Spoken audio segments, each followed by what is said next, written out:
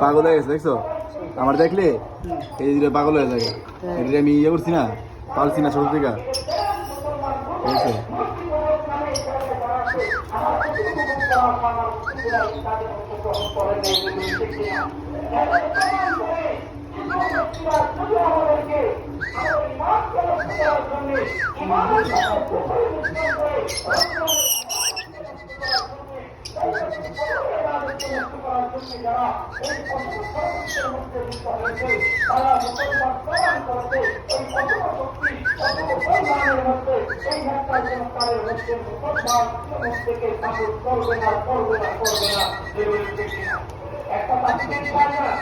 আল্লাহ পাক রব্বুল আলামিন সবাইকে দিনের জন্য